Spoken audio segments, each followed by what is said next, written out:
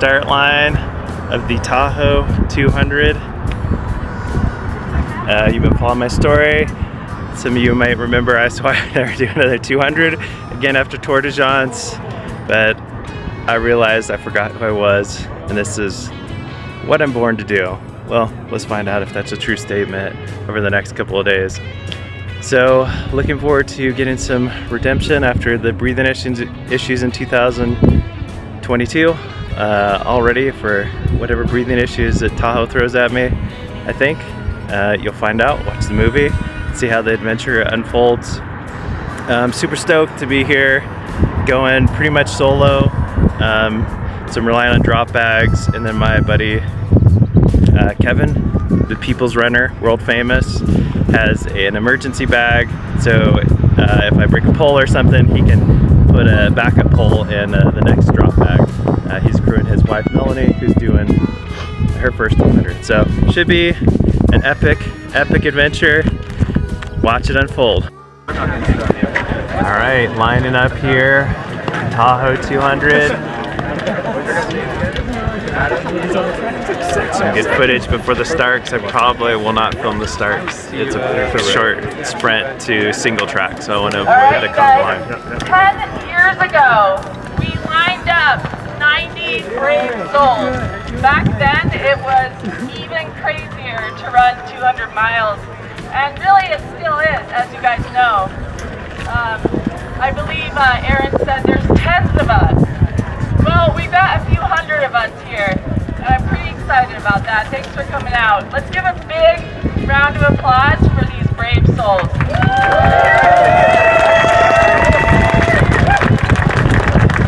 Since that first start 10 years ago, a lot has changed, and a lot of people have come and gone, and I know I've seen my friends pass during that time. And I want us all to remember as we start this amazing adventure, and before we feel sorry for ourselves for the suffering, we are the lucky ones. So let's take 30 seconds to remember those people who have passed, who can't be here, those people who we are running for today, tomorrow, Sunday, Monday, maybe Tuesday. To the land of the free and the home of the brave.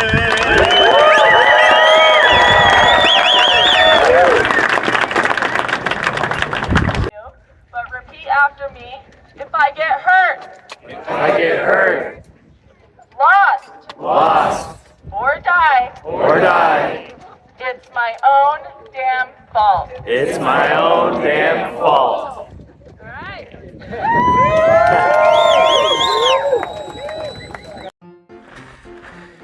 All right, we're on our way. And you can see the conga line behind me. It's a short sprint to the single track, so usually I don't run hard to start 200, but wanted to get ahead of the line so I don't have to suck down all that dust.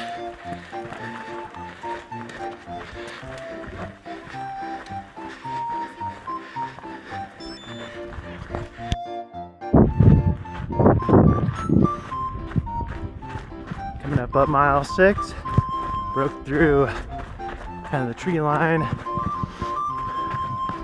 think we're at almost 9,000 feet of elevation on our way to Armstrong Pass. Some views that do not suck.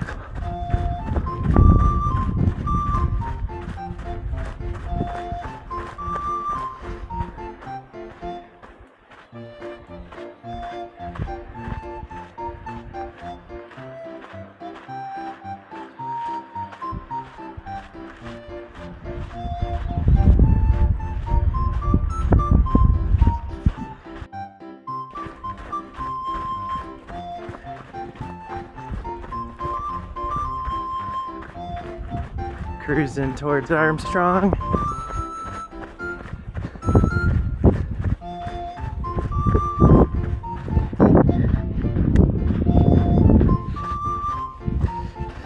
some quick miles in there, kind of running along the ridge line.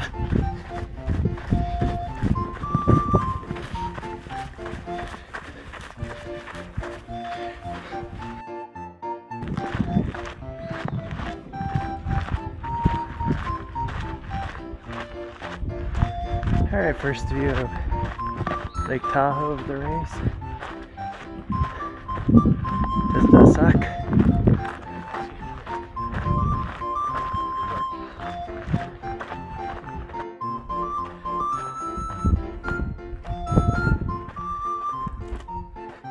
Alright, Star Lake, about mile 9.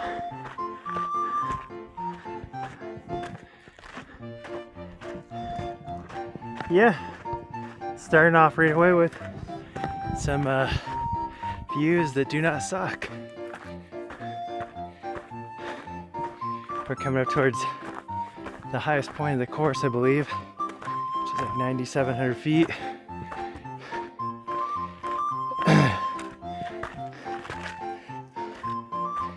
Don't smash your face. Rule number 2, after rule number 1, don't get dead.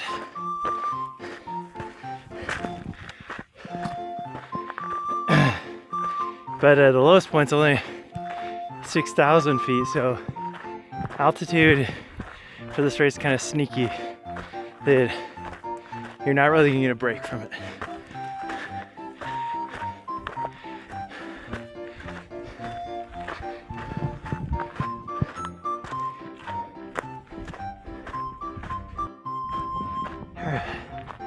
Yeah, a bunch of these snowbanks on the side of this mountain, so high consequence if you slip. I'm just taking them real easy.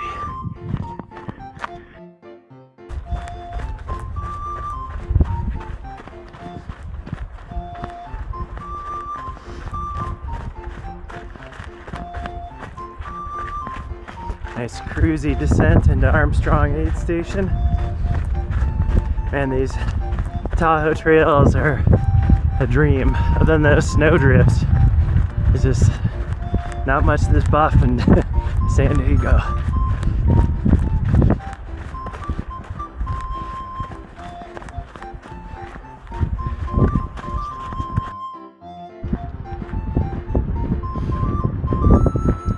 Alright, coming out of Armstrong aid station. Let's do there pretty efficiently. It's a nice climb coming out of the aid station. Hello, it's not Tour de France. Nothing is like Tour de France. Ah, so beautiful. I love these alpine forests.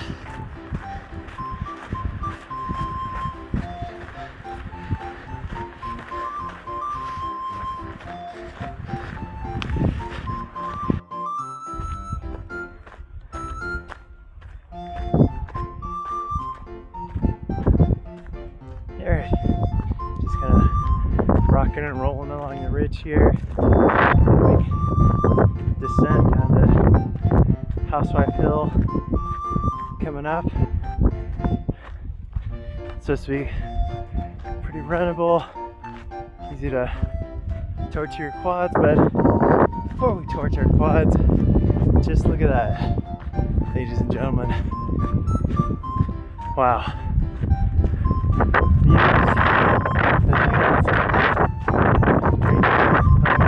Gabe's Misadventures drinking game at home. Kids, don't drink.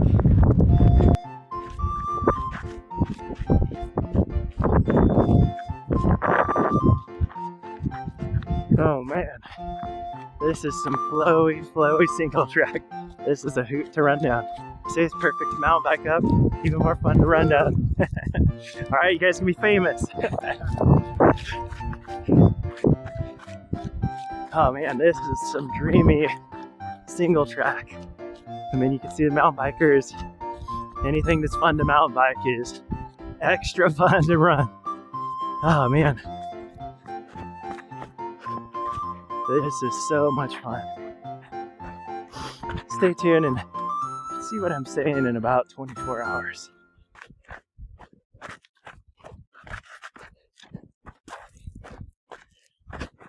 This doesn't look like it'll be too bad to come back up. It'll be at night, but lots of shade. So even though today is supposed to be the warmest day, it doesn't seem too bad.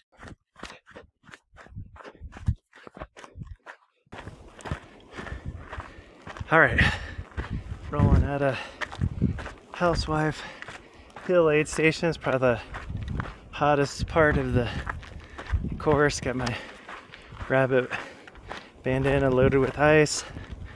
Got a good climb out of here, so just gonna take it nice and easy until it cools off for the night. But I've done the first 50K. Just have to do that, what, 5 more times? Something like that. No problem. Should start cooling down as the sun sets. Then we go into the night. Head back towards Armstrong Pass and then Heavenly.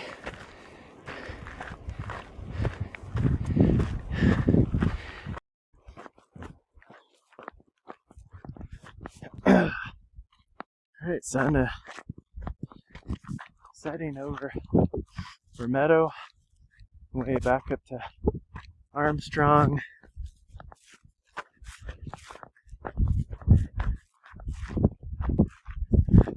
About 38 miles and change in. It's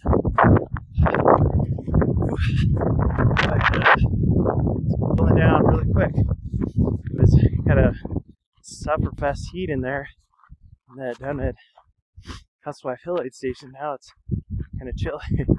And I'm still wet from the ice and everything. So dry out a bit in the next 30 minutes or so before the sun goes down. Or it could be a little bit of an uncomfortable night. Alright, time for the night to begin.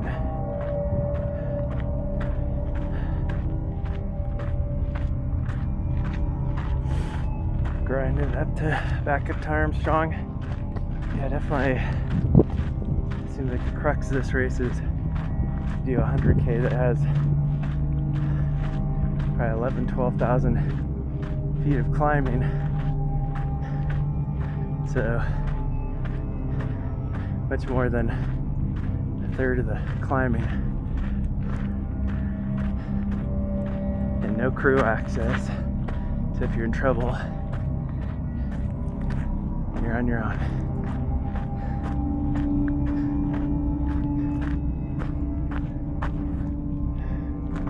All right, where is the trail? I'm kind of getting serenaded by the frogs there.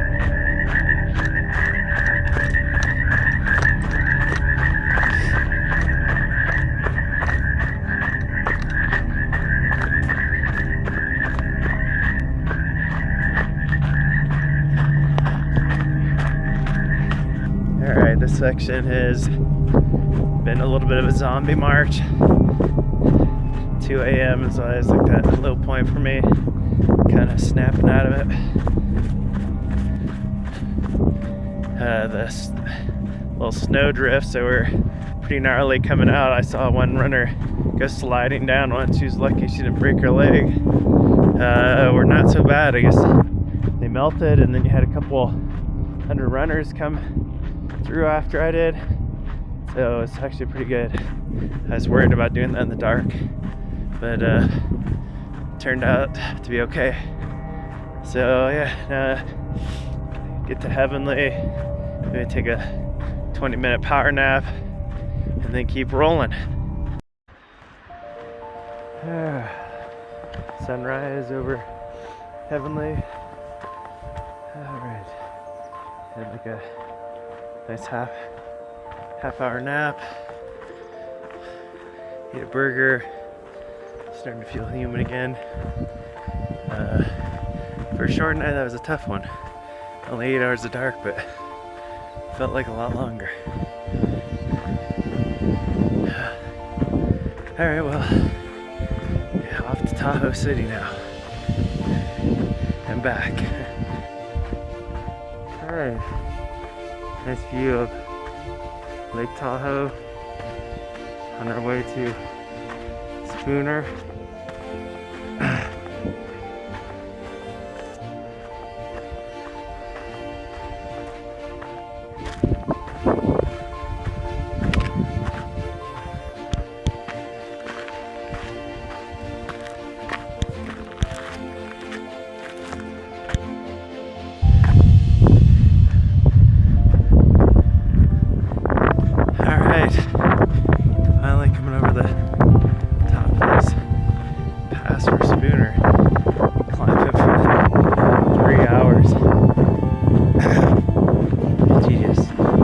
But hey, you're rewarded with some views that do not suck, like Tahoe.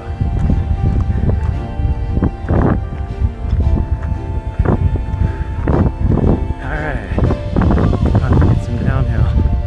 We can actually do some running. Alright, coming out of Spooner. Here at the famous double lakes, seeing all the pictures of Tahoe 200. It is incredibly windy up here. It was quite warm up here. So I got all sweaty and crazy. I got hypothermic from this wind. So I bet if you're down at the lake, it's probably nice, like mid-70s. Oh, rough. Really hope I'm not coming through here tonight.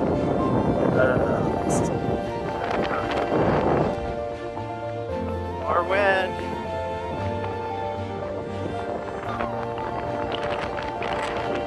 There's Twin Lakes.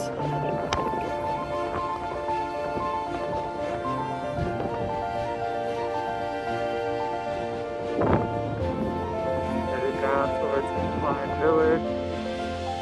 There's the Village Green aid station at a rec center.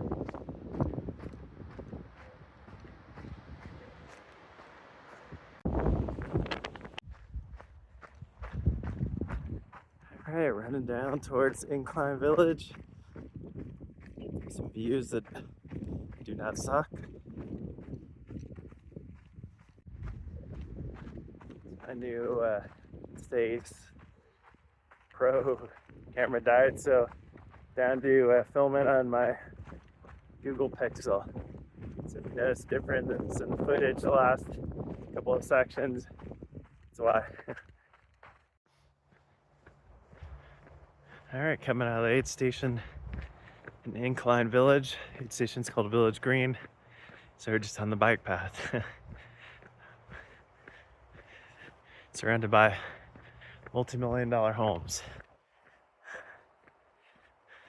Probably like, who are those homeless looking guys on our street? Alright, so next up is the power line climb, which is you know, Tour de France level climb, not as long, but it's pretty steep. Alright, so let's go get it. Looking back down on the notorious power line climb.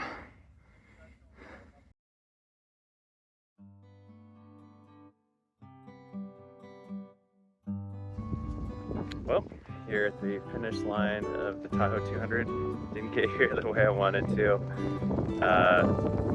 Got to about mile 102 at the power line climb and got to the top, and it felt like someone was standing on my chest. So I broke out my emergency inhaler and was able to keep moving, but very, very slowly. Had so much chest pain I thought I was having a heart attack, but eventually that kind of subsided as I kept hitting the inhaler.